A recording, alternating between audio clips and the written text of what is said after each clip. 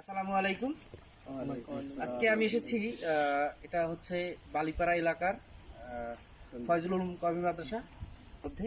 এই মাদ্রাসায় এসডিটির বিভিন্ন সময় সহযোগিতা করে থাকে। আপনারা জানেন কিছুদিন আগে আমরা এখানে একটি টয়লেট নির্মাণ করেছি, মসজিদ আছে এবার সামনে, এবং সেই মসজিদের কার্যক্রম আমরা মসজিদটি মেরামত করেছি।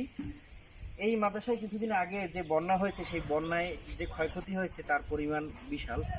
আমরা এই মাদ্রাসার যে প্রিন্সিপাল আছেন ওনার কাছ থেকে আর কি বিস্তারিত জানবো যে কি ধরনের ক্ষয়ক্ষতি হয়েছে এবং কত টাকা হলে আমরা এই ক্ষয়ক্ষতি ওনারা কাটিয়ে উঠতে পারবে, সাময়িক যে ক্ষয়ক্ষতি হয়েছে সেটি কাটিয়ে উঠতে পারবে। আমরা এই মাদ্রাসার যে প্রিন্সিপাল আছে তার কাছ থেকে জানবো।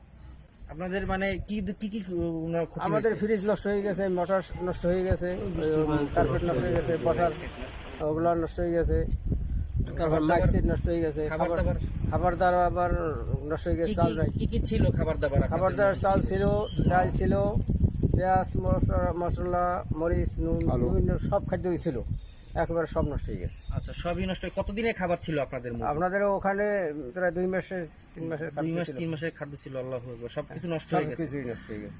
তো আপনাদের কাছে ছোট্ট একটি আর্জি জানাচ্ছি যে এই মাদ্রাসার যারা ছোট ছোট বাচ্চারা আছে তাদের মুখের দিকে তাকিয়ে, এই তোমার সামনে আসো, তাদের মুখের দিকে তাকিয়ে আপনারা যদি সহযোগিতা করেন তাহলে এই মাদ্রাসার কার্যক্রম পরিচালনা করতে সহজ হবে।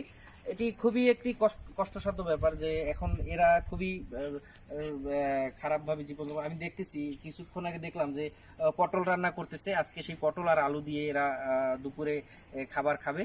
তো এই হলো পরিস্থিতি। আর প্রায় 7 থেকে 8 দিনের মতো এরা খাবার পায়নি। এদের অন্যভাবে বিভিন্নভাবে খাবার ম্যানেজ করতে হয়েছে এই বন্যার পরে।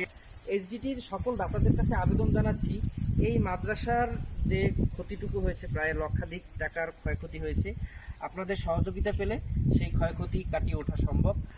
এসডিটির চেয়ারম্যান জনাব নাসির উদ্দিন হাওলাদার ভাইয়ের কাছে আমি আবেদন জানাচ্ছি যেন এই মাদ্রাসার যে ক্ষয়ক্ষতি হয়েছে সেটির দিকে সুদৃষ্টি রাখার জন্য।